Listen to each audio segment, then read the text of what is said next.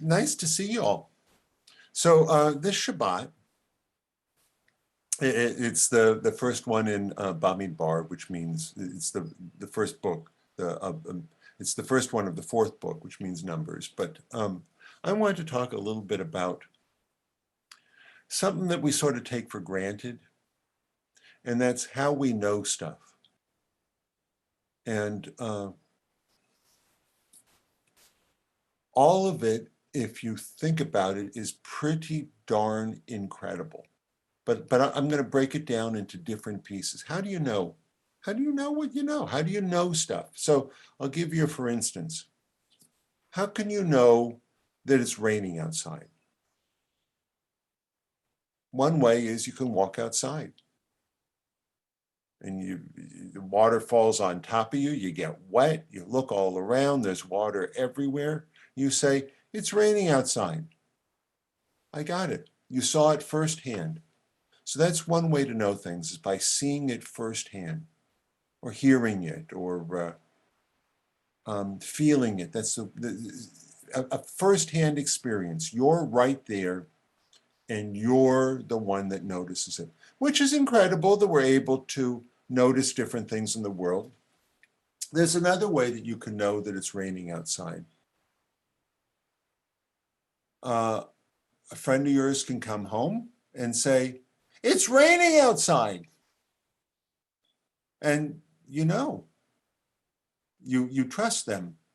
I mean, they can distort it. But well, the first one could be distorted too. It might look like it's raining, but really there's some guys washing the roof of your house, and you go outside and you get wet. It's not really raining, but that doesn't happen very often. But if someone tells you it's raining, normally they're going to tell you the truth, but maybe not always, or maybe it stopped raining. You might not know totally as much for sure, but we know. So there's two ways. One is you see it firsthand. The other is someone teaches you, or someone shows you, or tells you. And that even applies to, you can look at your cell phone and say, what's the weather outside? And if it says it's raining right now, that's somebody telling you that it's raining. Maybe it is, maybe it isn't, but you got two different ways. There's a third way to know that it's raining, and that's by figuring it out. Some way that you can figure out that it's raining is, let's say that you hear the front door open and close, and then you see right there by the, and you walk downstairs, and you see by the front door there's an umbrella that's all wet. You say, that umbrella wasn't there before, and it certainly wasn't wet. How did it get wet? Maybe someone came in with it. Maybe they got it wet because it's raining outside, and you figure it out yourself. Now that happens to a lot of different things in life between those three. Either we see it for ourselves, that's number one, or we learn it from other people, people teach it to us, or we figure things out. Figuring things out is a pretty big one. By looking and watching.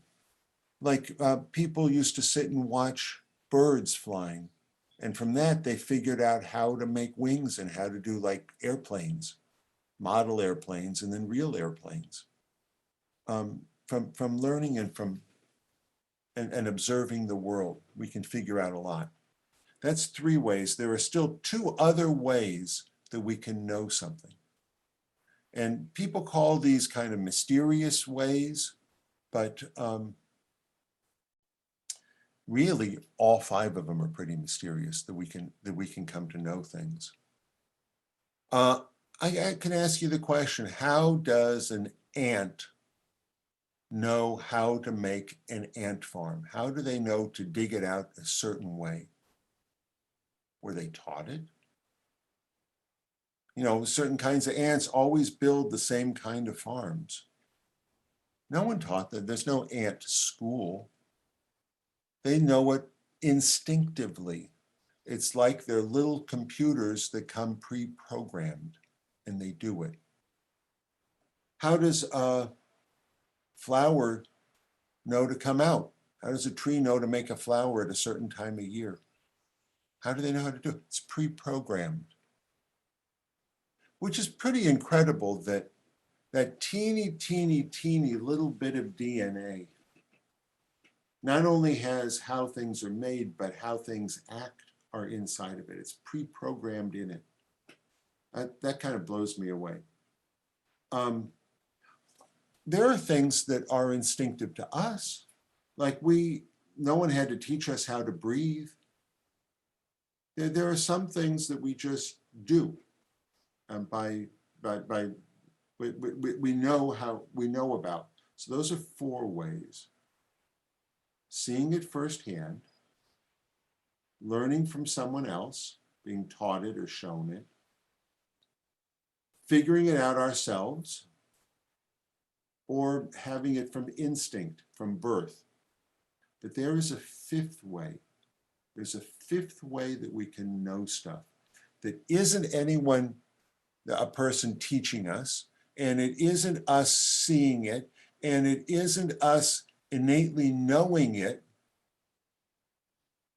and it isn't us figuring it out. There's a 5th way that we can know things, and that's called revelation. So I'll give you an example. Let's say that you had a dream, and in it there's the story, and you woke up and you wrote it down, and you wrote down the story. Did you see the story? Did you figure out the story? Were you told it? Is it innate inside of you? No one else has ever done this story before. Maybe something came to you. It just came to you, not because you saw it. We talk about revelation as a very important part of our faith.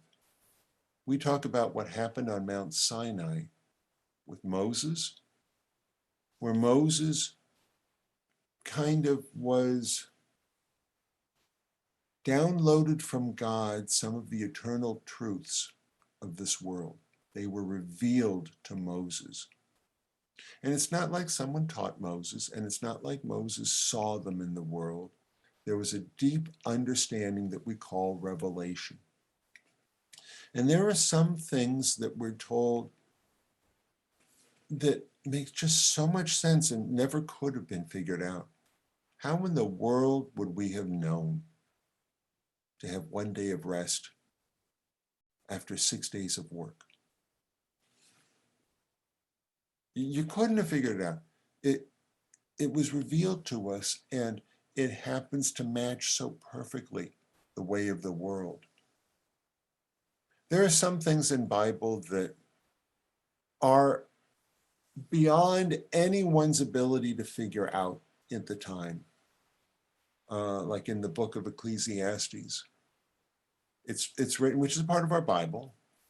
It says, all of the rivers flow to the sea, but the sea never gets filled.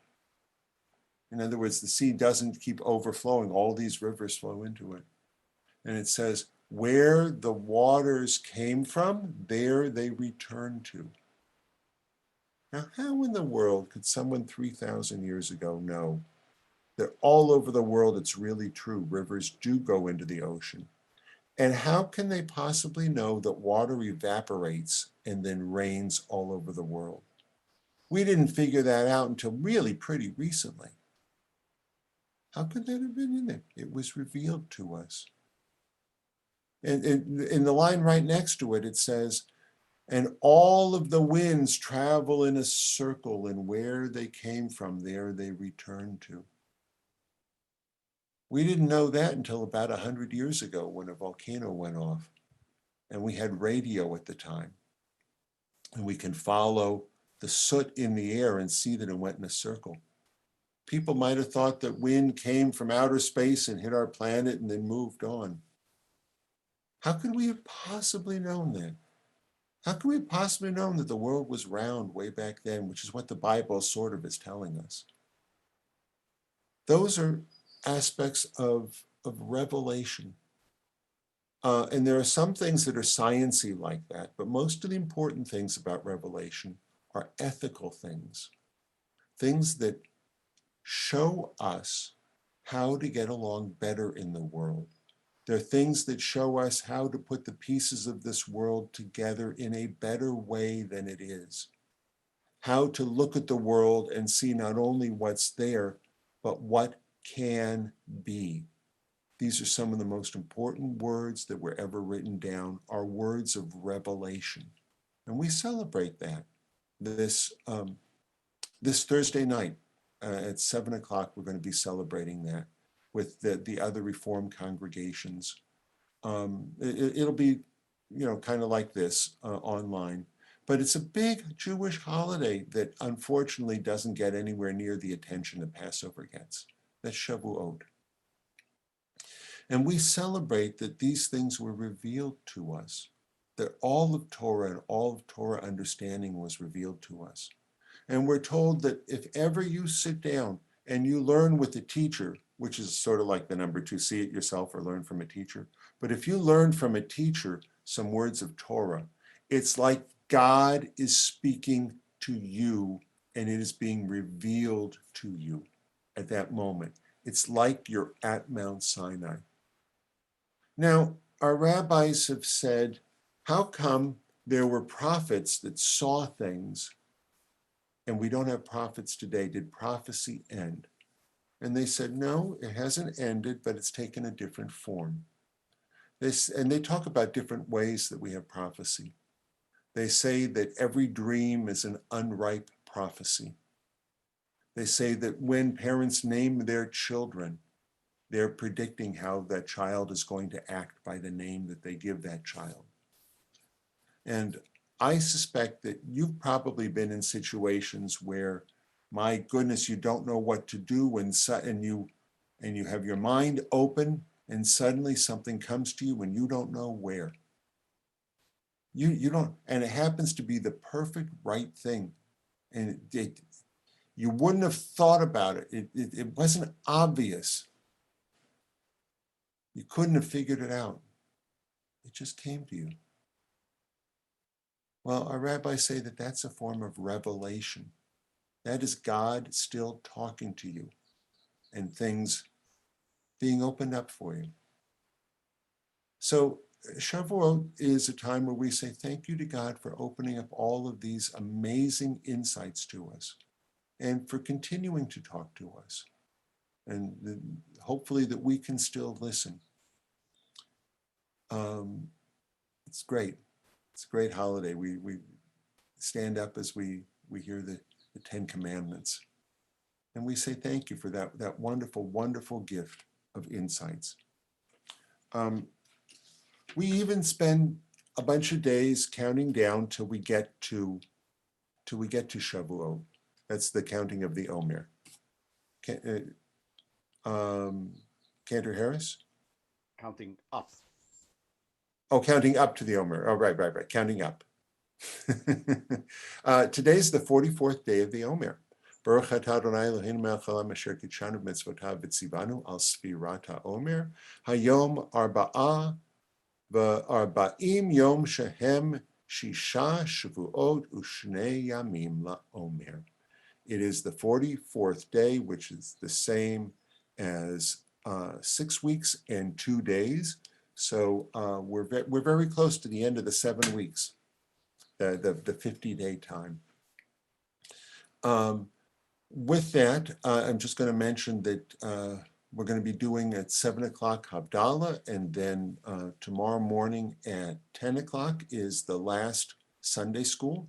Oh, actually tonight at 7:30, Mindy is leading a Rosh Chodesh group with the Mitzvah Mamas. You can find it on the Mitzvah Mama Facebook page or on our Temple Beth Hillel Facebook page. That's 7:30 tonight.